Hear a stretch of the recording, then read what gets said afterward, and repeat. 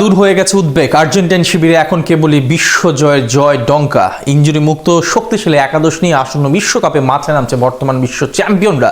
তারুণ্য আর অভিজ্ঞতার মিশেলে এক অনবদ্য দল নিয়ে শিরোপা ধরে রাখার মিশনে নামবে লিওনেল স্কালোনির শিষ্যরা। আসন্ন বিশ্বকাপে আলবিসেলেস্তেদের একাদশে কারা থাকছে সেই কথাই জানবো রিপোর্ট। দরজায় করানো হচ্ছে ফিফা বিশ্বকাপ 2026 আসরে অংশ নেবার আগে শেষ মুহূর্তে দল গোছানোর কাজে ব্যস্ত সময় পার করছেন অংশগ্রহণকারী দলের কোচগুলো। বর্তমান বিশ্ব চ্যাম্পিয়ন আর্জেন্টিনার কোচ লিওনেল স্কালোনিও এর ব্যতিক্রম নয়। বিশ্বকাপের আগে গোটা ইউরোপ আমেরিকা জুড়ে ক্লাব ফুটবলে নিজের শিষ্যদের খেলা স্বচক্ষে দেখে পরখ করে নিচ্ছেন বিশ্বকাপ জয়ী এই কোচ।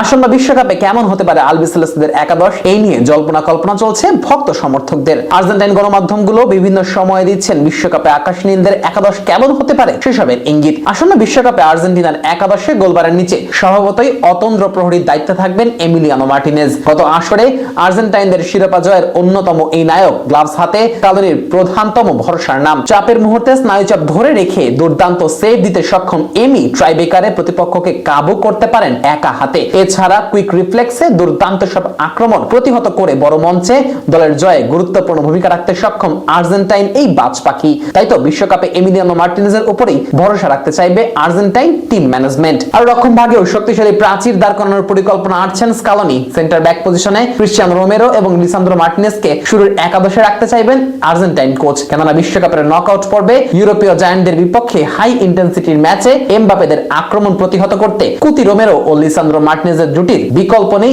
আলবিসেলেস্তেদের সামনে। আর লেফট ব্যাকে তরুণ তুর্কি ভ্যালেন্টিন বার্কো হতে পারেন আর্জেন্টাইনদের তুরুপের তাস। কেননা নিজেদের রক্ষণ ভাগ থেকে সুযোগ বুঝে আক্রমণ শানিত করতে সিদ্ধহস্ত 21 বছর বয়সী এই তারকা ফুটবলার। অন্যদিকে রাইট ব্যাকে নাহুয়েল মলিনা হতে পারেন চেরি অন দ্য টপ। কেননা রক্ষণ সামলানোর পাশাপাশি মাঝমাঠের সাথে সমন্বয় সাধনে বিশ্ব ফুটবলে মলিনার জুড়ি মেলা ভার। আর আকাশী নীলদের একাদশে মলিনার অন্তর্ভুক্তি দলটির রক্ষণকে শুধু শক্তিশালী করবে না, বরং করে তুলবে দুর্ভেদ্য।